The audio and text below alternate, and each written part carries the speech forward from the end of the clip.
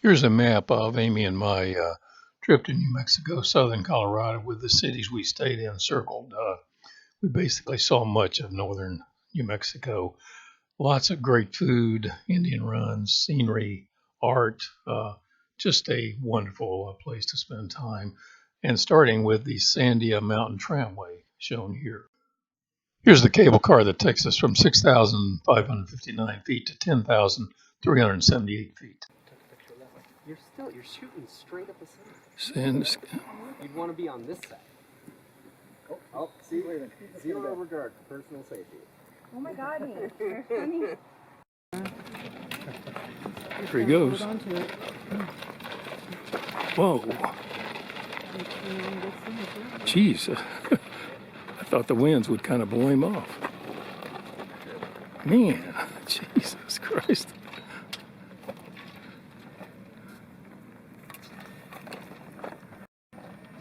Yeah, the winds are picking up. That takes a little talent, what he's doing right now, jumping into it, I guess.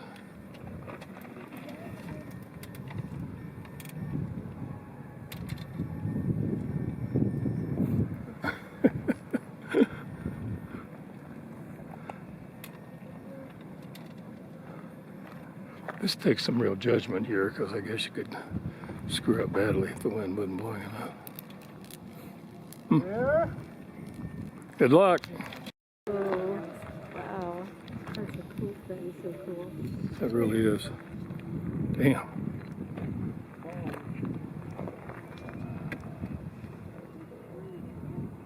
Oh gosh, so he kicked out and put his hands on the bottom bar. Yeah, and he's got his feet in that bag now. Or in front of it. Oh, no, he couldn't put them in it. Yeah, I think his feet are in the bag. More weird otherwise. Yeah.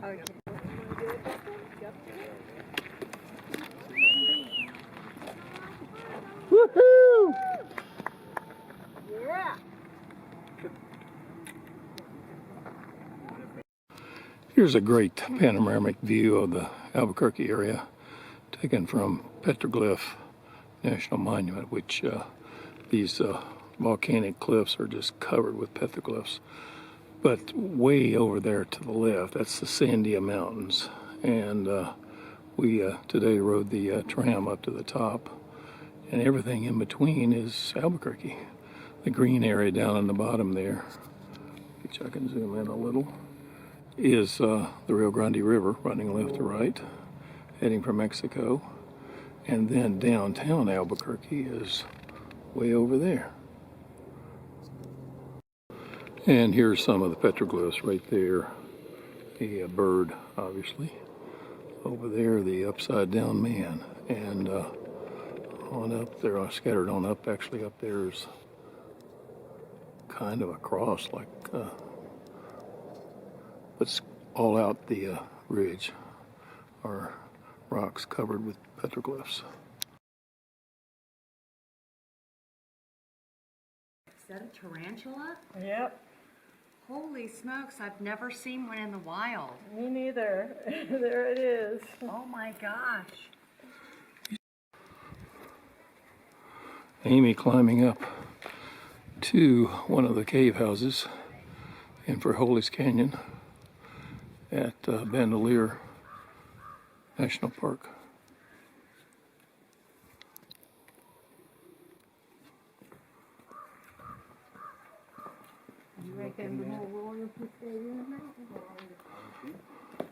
What's in there, Amy?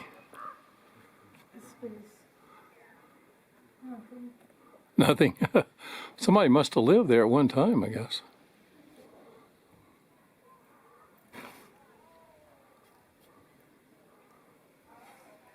Oh, you can go back in it. I didn't realize that. You can go back in it.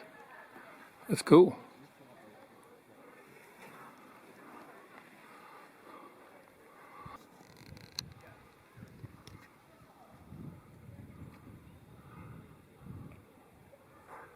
That's the cliff above. And right down there is the Pueblo. Almost a circle there above Frijoles Creek and Frijoles Canyon.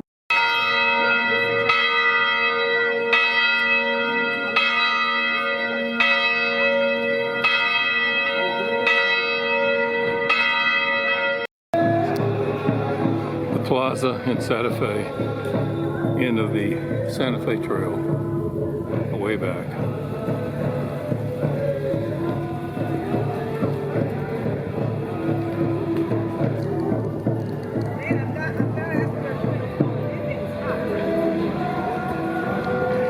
There's the Museum of Art we're going to in a minute, and over there under the overhang are Native Americans selling their handmade jewelry, basically.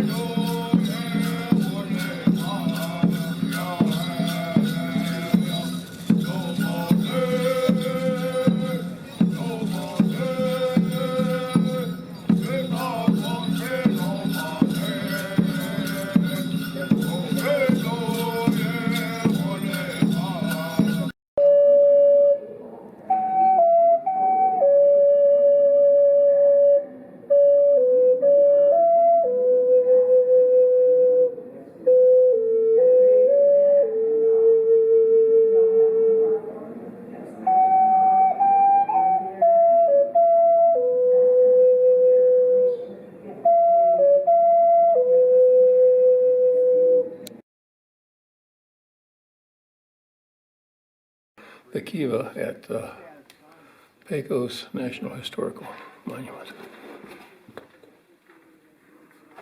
Restored, of course.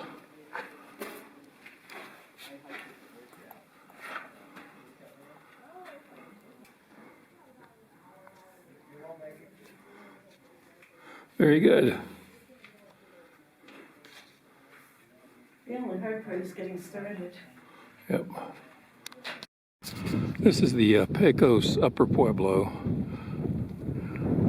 Right out there is one of 20 or so kivas. These Pueblo buildings here were 4 or 5 stories high, have not been excavated, but down there are the ruins which have been somewhat excavated of the lower Pueblo. And there's the Catholic Church, the 4th version, I think, after the Indians were subdued by the Spanish. Here's the remnant of the last of the 3 churches, I think, that were built here. One was a huge thing, a lot bigger than this. That's the altar up there. And about all that's left is the walls around the altar area. There's where the congregants would be, and everything's gone there pretty much. And for orientation, out there is the where all the pueblos were. And for further orientation, there's the pass, which the Santa Fe Trail went over from the Great Plains basically to the Rio Grande Valley. The Santa Fe Trail went right down that way.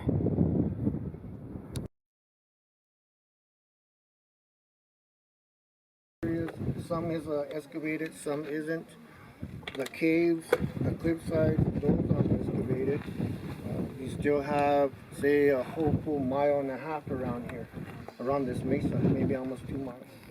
So that's still quite a bit of area. So that's all you see basically here. When they do come up with this last ones, we'll even go into this stone, which is this is all nothing but compressed volcanic ash. If you find, this is all 140 rooms. All this was excavated in 1907 through 1910. So you have like a 3-year period of where this was being excavated. These are small rooms, but you got to look at the smallness of them. It would have been either storage or either sleeping area. But the main thing is, these are all load-bearing walls. That's why they're so small. Thing two is you have a lot of juniper up in here. That's your main source of wood, or the stuff that you would have used for the beams. Your water sources. This one, where this pine grove is, it used to be where a spring-fed stream ran through here. This one, it no longer runs, but there's still a lot of springs back here, all in this back area. Those ones usually go so far and then they'll go back underground. And then you don't see them anymore. But this one would have been for rainwater, snowpack, but basically just to catch water. Henceforth, the water catch basin. Do you know how deep it was? It's about 5 feet, 5.5 feet, but it goes straight in. This was a catchment basin. Water came down from up above and got caught here for later use. Falling behind them. There's 4 of them. Do you want me to get in front, Mom? You think you're okay? I'll fall on this little guy. Will you catch me if I fall? No. That was a quick one. I'm going to go in between you two. That's great.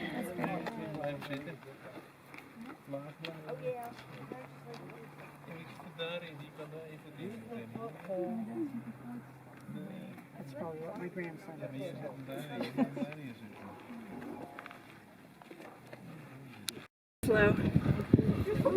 You're doing good. You're doing good.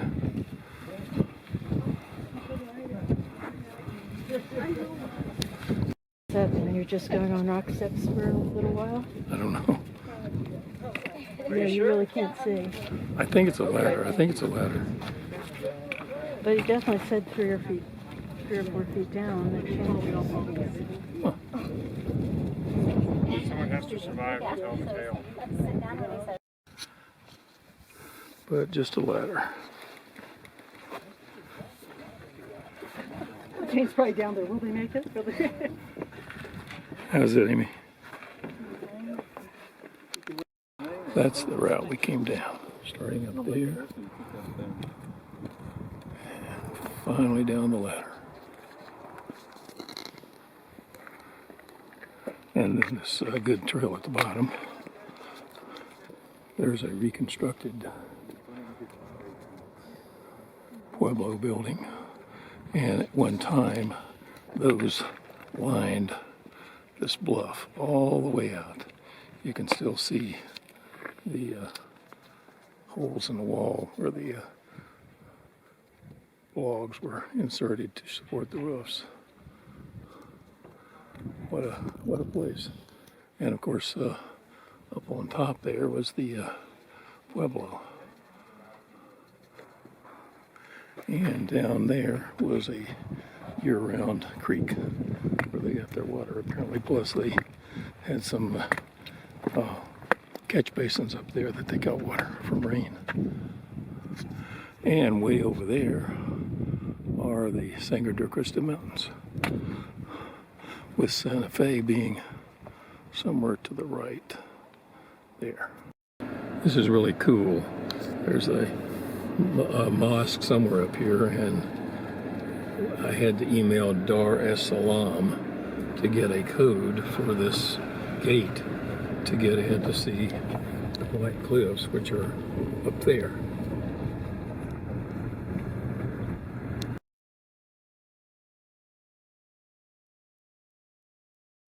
She eventually purchased a house that's in the Painted Desert in 1940, and we'll get to see the outside of that house this morning as well. What kind of car was it again? Model A4. Model A4. Is it still around? This one is not. Her Mercedes is still. And it's at the Albuquerque house, and there's some staff person whose job it is to just drive that car once a week. So you can actually see it once in a while. Yeah. Miss Georgia O'Keeffe.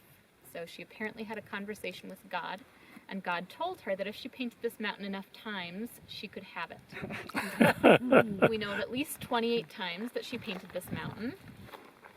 This is one of those. We also know that when she was nearing the end of her life, she made her assistant at the time. This was a man named Juan Hamilton. He worked for her for about the last 13 years of her life.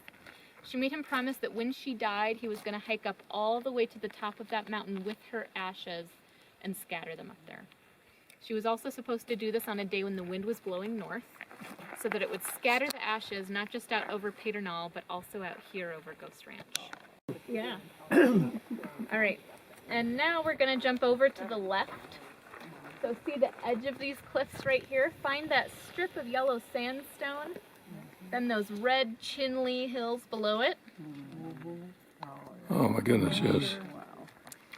So this is another one of those photograph and painting pairings from that exhibit. This one she did 1937. What you see here in 1940. This is the Ghost Ranch, made famous by George O'Keeffe, who lived first in a little house down there, but then built a big house behind me, and then later a second house in Abiquiu for the winter. And incredible. The Continental Divide Trail comes from up there, down that canyon, down the valley, up another ridge. Incredible light show. Incredible scenes everywhere.